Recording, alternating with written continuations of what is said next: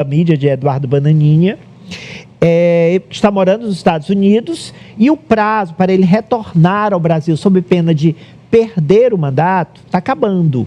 E ele diz o seguinte, que não pretende voltar. Não pretende porque ele acha que a missão dele fora do país é mais importante do que a missão dele como deputado estadual representando o estado de São Paulo.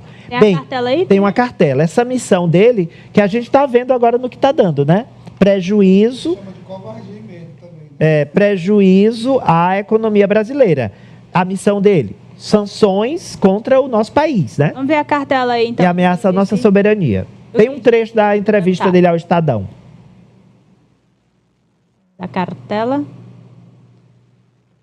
A cartela... É o mandato à distância. Não está disponível. Ari, você consegue localizar ela aí no seu grupo, no grupo do Farolitos? Sim. Acho que eu tenho aqui uma declaração dele. Por hora eu não volto.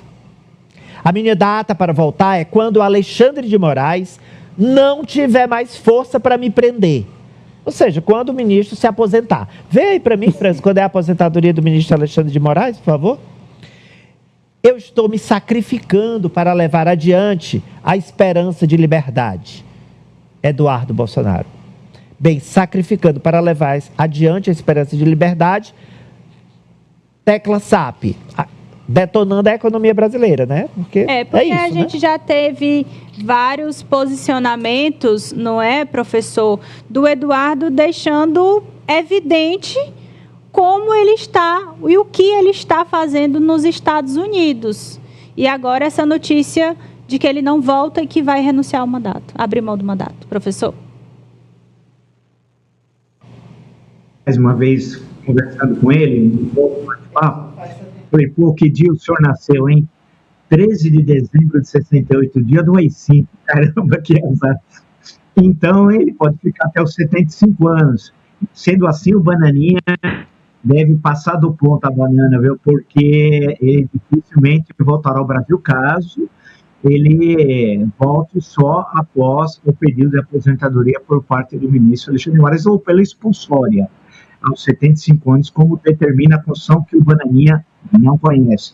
Ele vai aparecer um bom tempo no Texas, né, se apresentado já aos vizinhos, lá não está faltando dinheiro, ao contrário da maioria do povo brasileiro, que passa enormes dificuldades, ele está nadando em dinheiro, então a vida dele é boa. Agora, tudo isso, em termos políticos e falando sério, todo esse episódio teve vários derrotados.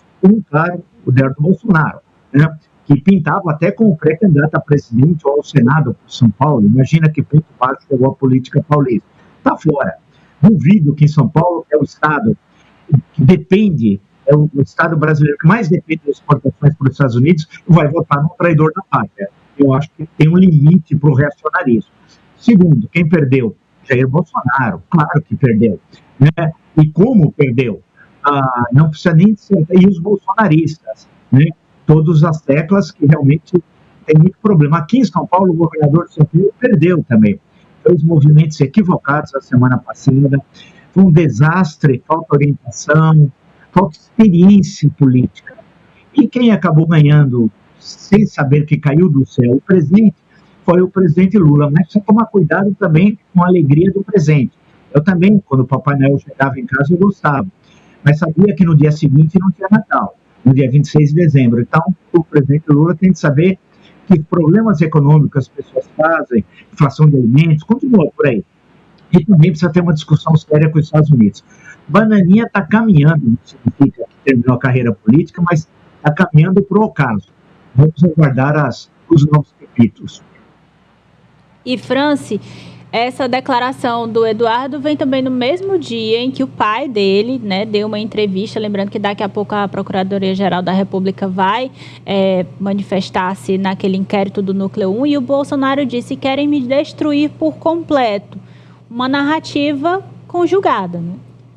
Conjugada, Poliana. Eles acreditam, ou pelo menos querem fazer a população brasileira acreditar de que o Brasil vive uma ditadura do Poder Judiciário, tecendo uma série de críticas à atuação do Supremo Tribunal Federal, porque eles não querem responder aos processos aos quais eles são acusados. Então, além de uma desonestidade, não só com o seu eleitorado, mas uma desonestidade com o Brasil, também é uma frouxidão, Apoliana, porque são frouxos, porque não tem coragem.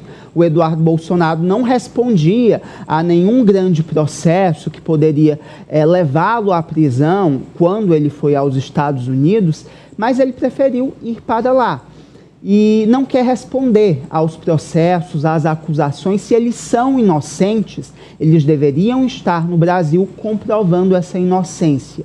Mas não, preferem adotar esse discurso, um discurso que agora se revela extremamente prejudicial também para a economia do Brasil, porque já era um discurso prejudicial para a política. Eu lembro à nossa audiência que nas últimas eleições o Brasil bateu o recorde de casos de violência política, um radicalismo que cada vez está mais presente na nossa sociedade, inclusive tirando uma parte da característica, Apoliana, que o nosso país tinha, de ser um país ordeiro, um país alegre, um país feliz, mas que infelizmente está se tomando por esse discurso radical, esse discurso polarizado. Então agora, fora do Brasil, Eduardo Bolsonaro, não contente em já ter causado prejuízos políticos à nação, também busca prejuízos econômicos, e ele não faz falta aqui no Brasil, mas infelizmente está nos prejudicando todo o país com a atuação dele lá nos Estados Unidos. E hoje, Mariano,